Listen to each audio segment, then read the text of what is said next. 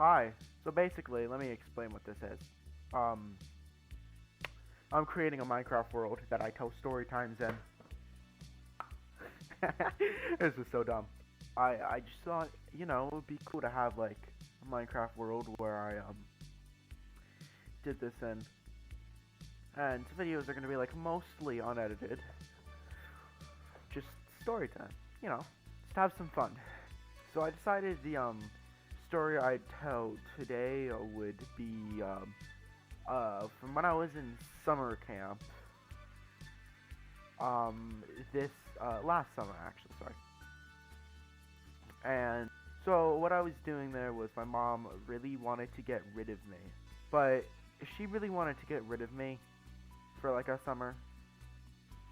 So she found this Christian summer camp, and as soon as you hear the word Christian, you know that things are gonna get tough. So yeah, anyway, I was shipped off to Christian summer camp. If you know me, you know that I'm a complete and utter idiot who has no friends in real life. So it's not like I could go with anyone, right? And I was like, but I'm just gonna leave everything behind. And my mom was like, yeah, that's the point. Which, yeah, that's a pretty good point, I will admit. So I went off and went to the summer camp to have just some fun in summer camp. And this is where the problems begin. So I actually wrote a song about this summer camp. That's how bad it was. So, to start, the nurses knew absolutely nothing, and they were just random people that volunteered for the job. No, I'm not even joking. I'm not even exaggerating. One of them asked if 234 Fahrenheit was the start of a fever. I'm pretty sure that's the midpoint of the fever. Okay, but in all seriousness, that was completely something that they asked. They also didn't know how to work the COVID tests.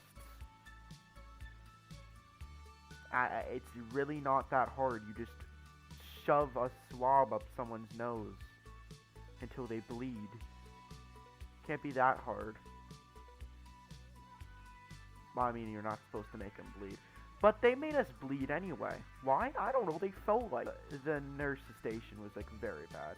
And to top it off, like we had like a diabetic kid in the camp who kind of like he was like in our bunk. He was in our cabin. He needed his phone to tell if his blood sugar levels were too high, too low, and no, he wasn't allowed access to that since the nurses, like I'm not even joking, he called up the nurse's office, asked if he could have access to it for medical reasons, and the nurses said, no, we'll take care of it for you. I'm pretty sure he's dead.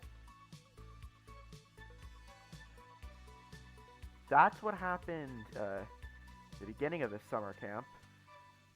And so nothing really interesting happened for a while we were there. I thought that was like the opposite. That's neither here nor there. But basically what happened was around day 8 of the 2-week camp, I started to feel like a little sick, and seeing as we're in like a pandemic, and we still were at that point, and I asked someone if I could get tested for COVID, and they said no. So 2 days go by, I have a wicked cough. Instead of coughing like I'm coughing like yeah, I still got it in me. So I was just coughing like a weasel. What does that mean? I was coughing, but my throat was like dead already, so it couldn't make the cough.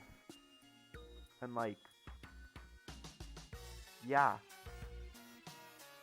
So then I asked if I could go see the nurses, and my bunk counselor finally said yes, you can go see the nurses. And so I was expecting like full-on ER room because there were been like already 4 bunks that were there had already been like 4 cabins that were quarantined, right? And no, there wasn't anything. Like there was nobody staying over, even though there was about 20 confirmed cases of COVID in the camp already. So I went, I got tested, and I got a false negative. Now, I mean, that by itself isn't a fault of the nurses, but if you have a kid who's showing every possible sign of COVID, which I was at that time,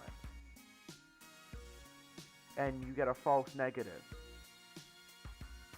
you kind of don't put them back in camp, especially if they've vomited. So yeah, I was back in camp. I was feeling horrible, and I did not want to be there anymore. Like, not that I wanted to be there in the first place, but now I really did not want to be there. Because I was sick as a dog, and I had to compete in a dodgeball tournament. Spoiler alert, I lost. Or then I had to compete in a kickball tournament. This isn't a joke. Spoiler alert, what? No, yeah, I actually won it. Well, my team did. My cabin actually won that one. I don't know why I mentioned it, but it's cool, I guess. So after we won, I just literally passed out on my bunk when we got back to the cabin. And finally, we did. I did press record. Good. And finally, after the 3rd time vomiting after the false negative, I was allowed to get COVID tested again. And I tested positive.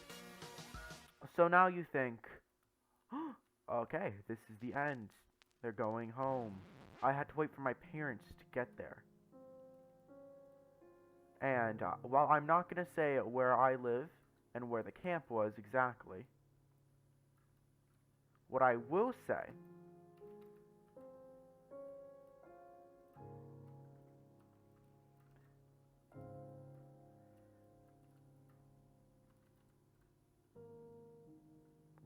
that wasn't scripted, I swear. What I will say is that it was equal the distance between like southern Maine and Georgia. It was not any small distance to drive. So I had to wait in the COVID kids area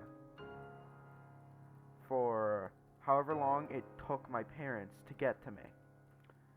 I was just waiting, doing basically nothing for a while. Which, I mean, once again, not the camp's fault that my parents decided to put me so far away. But, yeah, I'm still starting. I don't care. So basically, as you know, as you may or may not remember, it was a Christian camp, so there was obviously a chapel. Earlier on, we had stopped going there, and I wondered why, but I didn't really care that much. I didn't put 2 and 2 together, that the COVID kids were staying at the chapel. So there I was, at the COVID chapel, with COVID kids. And I was now a COVID kid. I mean, you could say I wasn't in the greatest mood and I wasn't having the best time. And the COVID chapel was absolutely packing. You could have your phone at the COVID chapel. You could have a charger at the COVID. You could have anything you wanted over there. I think it was bribery, so we didn't sue the camp. But yeah, we had like a bunch of things, including popsicles and all that stuff.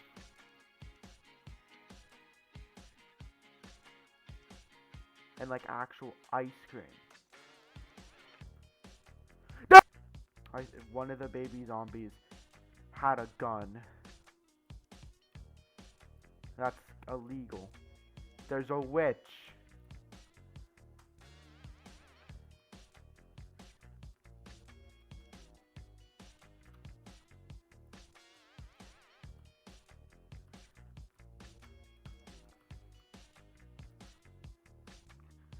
Oh, juked.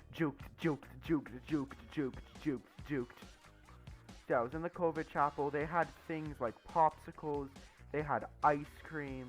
They had like the whole 9 yards in that chapel. We even got to watch movies whenever we wanted. We got mac and cheese for breakfast, lunch, and dinner. Like literally, we could order what was for breakfast, lunch, and dinner. Oh, is it turning daytime now? It is. Wow. Thank you, Minecraft. But yeah, anyway, as I was saying, we had the whole 9 yards in that COVID chapel. And I'm not even gonna lie, it was fun. Yeah, yeah. Controversy alert. I said having COVID was fun. But yeah, I had to wait like 3 or 4 days for my parents to get there. It was fine. Don't even like worry about it or anything. And that's the story of how I got COVID at a Christian camp. Oh, and if you're wondering, no, I had like no permanent damage to my lungs or anything. I think I got out lucky since I had like COVID untreated for like, a while. So I was very lucky on that front. Not too lucky to have gotten the COVID though. You know what, actually, instead of wasting food,